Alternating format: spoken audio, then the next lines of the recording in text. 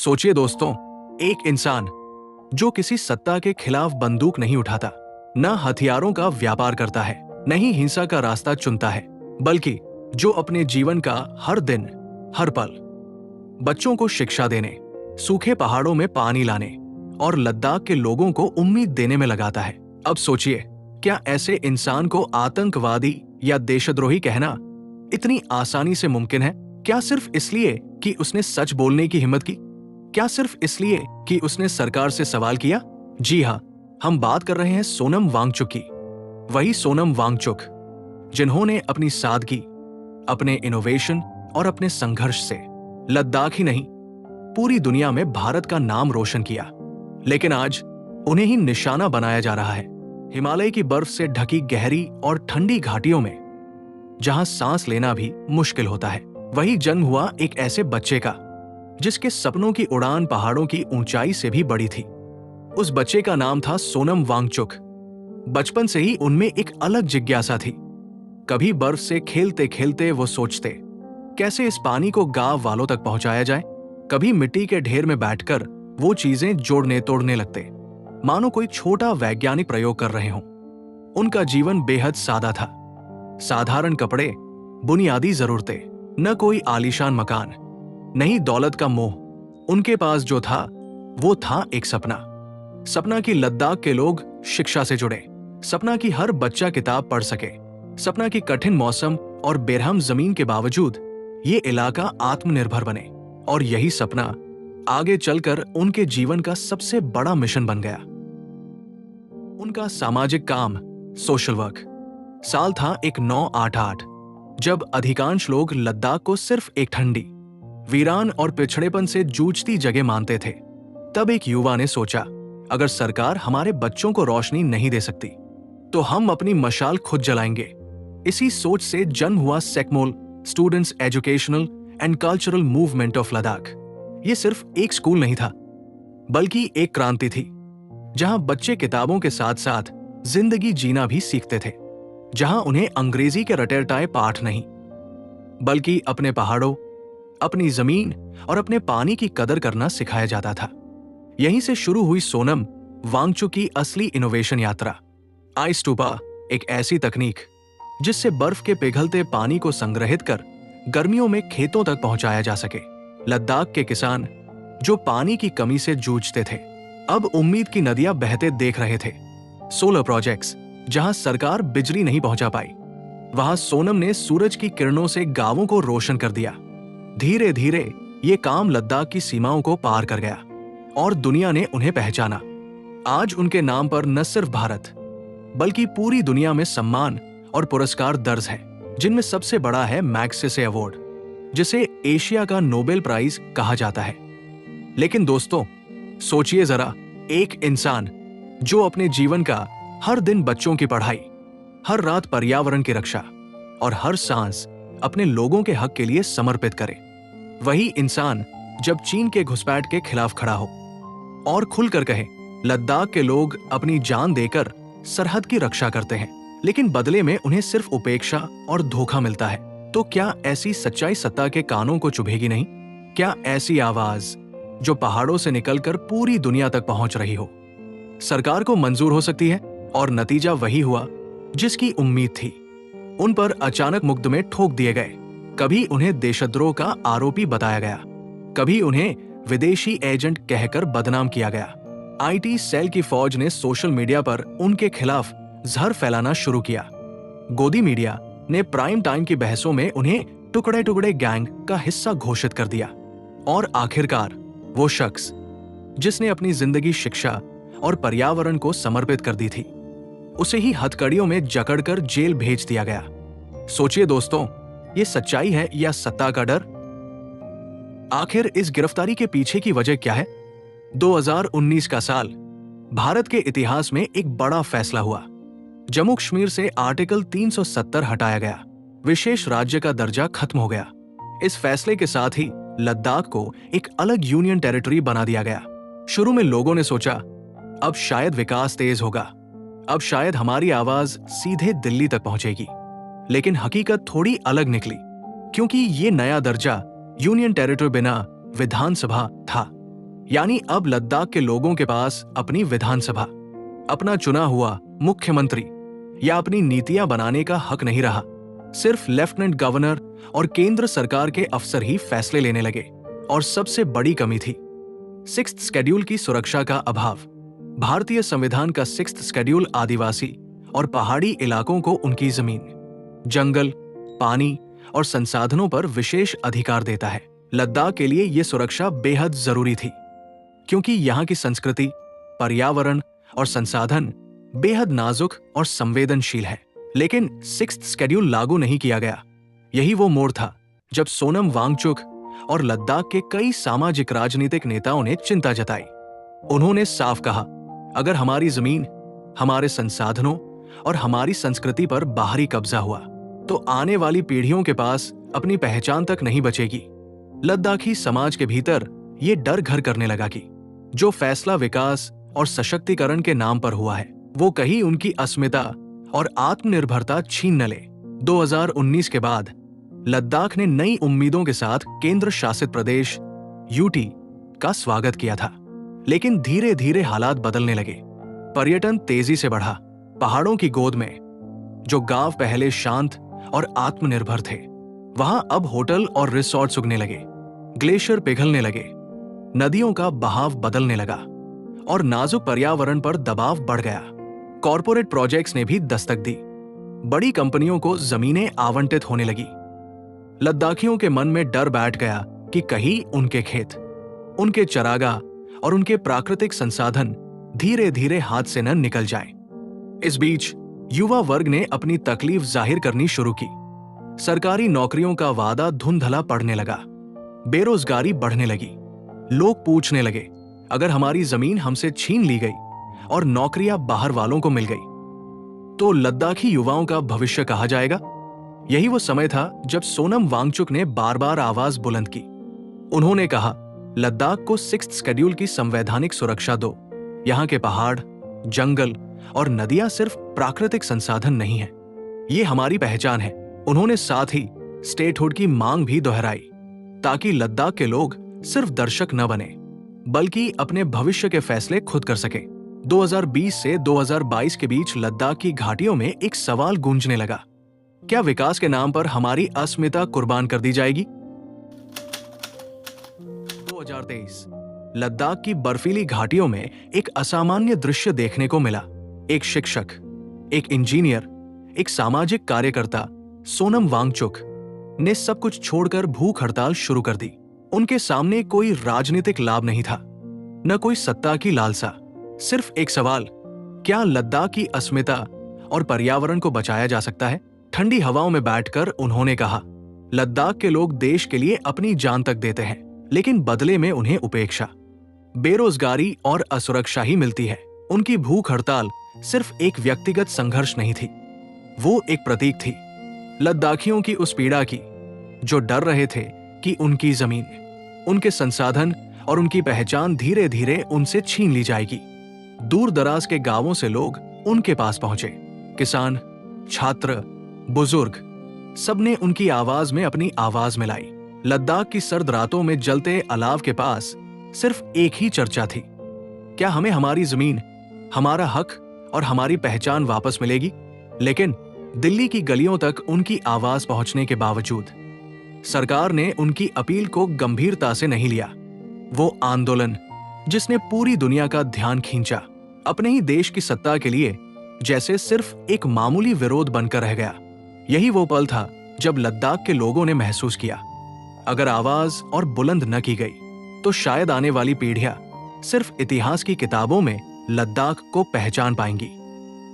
2024 का साल लद्दाख की शांत और बर्फ से ढकी घाटियों में अब सिर्फ ठंडी हवाएं नहीं, बल्कि लोगों की गूंजती आवाजें भी सुनाई देने लगी। अब ये लड़ाई सिर्फ एक व्यक्ति की नहीं रही थी। राजनीतिक दल, सामाजिक संगठन, छात्र संघ, किसान और बौद्ध मुस्लिम दोनों समुदाय सब एकजुट होकर सड़कों पर उतर आए। लद्दाख की गलियों और चौपालों पर तख्तियों पर लिखा दिखता, save Ladakh, statehood for Ladakh, sixth schedule now. भीड़ में महिलाएं अपने बच्चों को लेकर खड़ी थी। किसान अपनी भूमि की रक्षा के लिए नारे लगा रहे थे और युवा बेरोजगारी व भविष्य की अनिश्चितता पर सवाल उठा रहे थे। आंदोलन की मुख्य मांगे 3 थी। 1. लद्दाख को 6th शेड्यूल में शामिल करो ताकि हमारी जमीन, जंगल, पानी और संस्कृति पर बाहरी कब्जा न हो सके, ताकि हमारी पहचान बची रहे। 2. पूर्ण राज्य का दर्जा दो ताकि हमारे पास सिर्फ एलजी न हो, बल्कि हमारी अपनी विधानसभा और चुनी हुई सरकार हो, ताकि हम अपने भविष्य के फैसले खुद कर सकें। 3. स्थानीय रोजगार और पर्यावरण की सुरक्षा सुनिश्चित करो ताकि लद्दाख का युवा बाहर भटकने को मजबूर न हो, ताकि ग्लेशियर और नाजुक पारिस्थितिकी कॉरपोरेट प्रोजेक्ट्स की भेंट न चढ़े। इन नारों और मांगों के बीच एक भावनात्मक लहर थी। लोगों का यह विश्वास कि अगर अब आवाज नहीं उठाई तो आने वाली पीढ़ियों के पास न जमीन बचेगी, न रोजगार, न ही सांस्कृतिक पहचान। लद्दाख, जो अक्सर भारत के नक्शे पर सिर्फ एक ठंडी और वीरान जगह समझा जाता है, अब पूरे देश के लिए लोकतांत्रिक अधिकारों की लड़ाई का प्रतीक बन रहा था। फरवरी-मार्च 2025 दिल्ली की सर्द हवाओं में उस वक्त कुछ अलग ही गर्मी थी। हजारों लद्दाखी, जिनमें छात्र, बुजुर्ग, किसान, महिलाएं और नौजवान शामिल थे, हजारों किलोमीटर दूर से राजधानी दिल्ली पहुंचे। उनकी मंजिल सिर्फ एक जगह थी, जंतर मंतर। दिल्ली की सड़कों पर पहली बार इतनी बड़ी संख्या में लद्दाखियों का हुजूम देखा गया। उनके हाथों में तख्तियां थी, सेव लद्दाख, सेव हिमालयस, हमारी जमीन, हमारा हक, स्टेटहुड फॉर लद्दाख। लोगों के चेहरों पर थकान जरूर थी, लेकिन उनकी आंखों में उम्मीद और दृढ़ निश्चय की आग साफ झलक रही थी। इसी बीच सोनम वांगचुक ने जंतर मंतर पर भूख हड़ताल शुरू कर दी। दिन प्रतिदिन उनका शरीर कमजोर होता गया, लेकिन उनकी आवाज और संदेश और बुलंद होते गए। वो कहते, ये लड़ाई सिर्फ लद्दाख की नहीं है, ये लड़ाई भारत के लोकतंत्र की आत्मा को बचाने की है। उनकी भूख हड़ताल और हजारों लोगों का शांतिपूर्ण विरोध राष्ट्रीय मीडिया में सुर्खियां बनने लगा। देश भर के अखबारों, टीवी चैनलों और सोशल मीडिया पर लद्दाख के संघर्ष की तस्वीरें और वीडियो वायरल होने लगे। दिल्ली में बैठे लोगों ने पहली बार महसूस किया कि जिस लद्दाख को वे सिर्फ पर्यटन और कारगिल युद्ध की वजह से जानते थे, वहां के लोग अपने अस्तित्व के लिए लड़ रहे हैं। जंतर मंतर पर उठे ये नारे सिर्फ एक आंदोलन नहीं थे, बल्कि पूरे देश को ये याद दिला रहे थे कि लोकतंत्र तभी मजबूत है जब सबसे छोटे और सबसे दूर बैठे नागरिक की आवाज सुनी जाए। शांतिपूर्ण विरोध महीनों से चल रहा था। लोग नारे लगा रहे थे, धरने पर बैठे थे, सिर्फ संविधान और लोकतंत्र की ताकत पर भरोसा कर रहे थे। लेकिन सितंबर 2025 में हालात अचानक बिगड़ गए। लेह की सड़कों पर उस दिन माहौल कुछ और ही था। हजारों लोग इकट्ठा हुए, नारे और भी गूंजदार हो गए। गुस्सा चेहरों पर साफ दिख रहा था। भीड़ का गुस्सा उस समय फूट पड़ा जब प्रदर्शनकारियों और पुलिस के बीच झड़प शुरू हो गई। बीजेपी ऑफिस पर हमला हुआ, कई सरकारी गाड़ियों को आग के हवाले कर दिया गया। सरकारी दफ्तरों और संपत्तियों को भी भीड़ ने निशाना बनाया।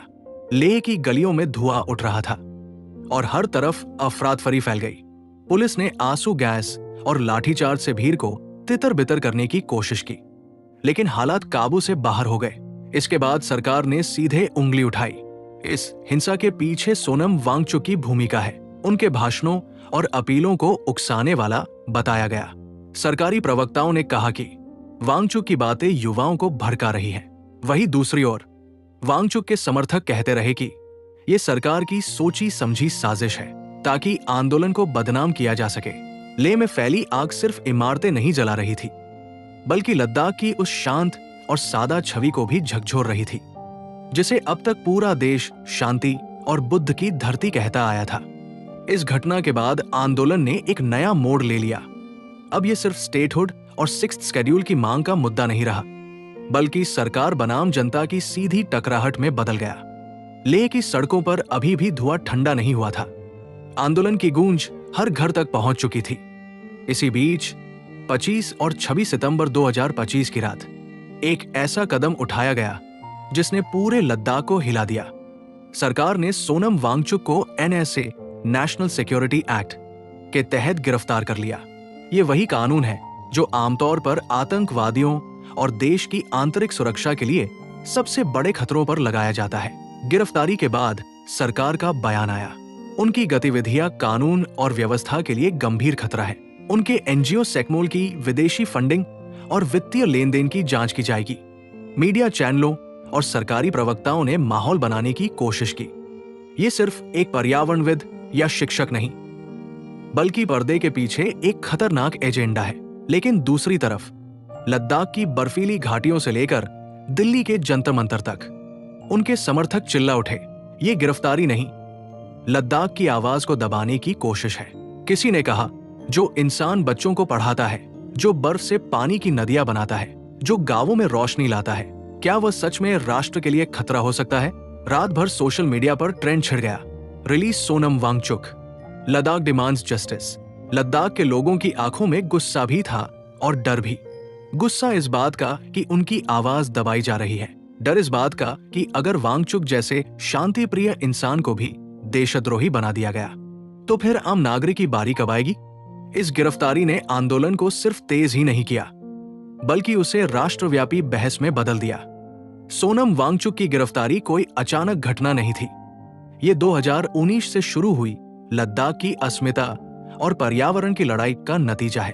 उनकी मुख्य मांगे थी स्टेटहुड, राज्य का दर्जा, 6th शेड्यूल की संवैधानिक सुरक्षा, स्थानीय संसाधनों, जमीन और पर्यावरण पर नियंत्रण, लद्दाखी युवाओं के लिए रोजगार और राजनीतिक अधिकार।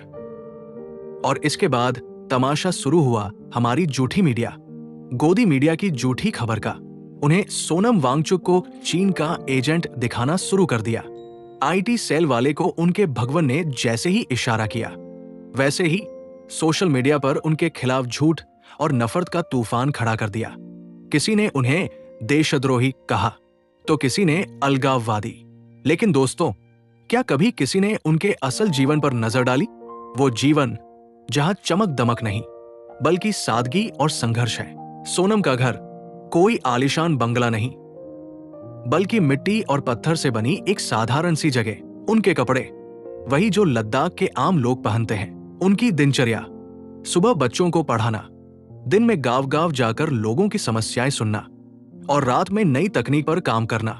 उनके परिवार का संघर्ष भी साधारण नहीं, न कोई राजनीतिक रसूख, न बड़ी दौलत, सिर्फ मेहनत, ईमानदारी और जमीन से जुड़ी जिंदगी। असलियत यह है कि सोनम वांगचुक की पहचान न तो किसी सत्ता के गलियारों से जुड़ी है, न ही किसी विदेशी एजेंडे से। उनकी पहचान बस यही है, एक शिक्षक, एक इनोवेटर और एक सादा इंसान जिसने अपने सपनों को अपने लोगों की सेवा में बदल दिया। सोनम वांगचुक की गिरफ्तारी सिर्फ एक इंसान की गिरफ्तारी नहीं है। असलियत यह है कि यह कदम पूरे लद्दाख की उस आवाज को कैद करने की कोशिश है जो दिल्ली तक गूंज रही थी। वो आवाज कह रही थी, हमें राज्य का दर्जा चाहिए ताकि हम अपनी पहचान और अपने अधिकार बचा सकें। वो आवाज कह रही थी, हमें अपने पहाड़ों, अपनी नदियों और अपने जंगलों की रक्षा करनी है, क्योंकि यही हमारी जिंदगी है। वो आवाज कह रही थी, हम अपने संसाधनों पर अधिकार चाहते हैं ताकि आने वाली पीढ़ियां उज्जवल भविष्य देख सकें। लेकिन दोस्तों, जब सत्ता को ये आवाज नागवार गुजरी तो उन्होंने सबसे आसान तरीका चुना, आवाज उठाने वाले को ही कैद कर लो। लेकिन सवाल यह है, क्या किसी एक शख्स को जेल में डालकर पूरे पहाड़ों की पुकार को दबाया जा सकता है? क्या लद्दाख की हवाओं, ग्लेशियरों के पानी और लोगों की धड़कनों को भी कैद किया जा सकता है?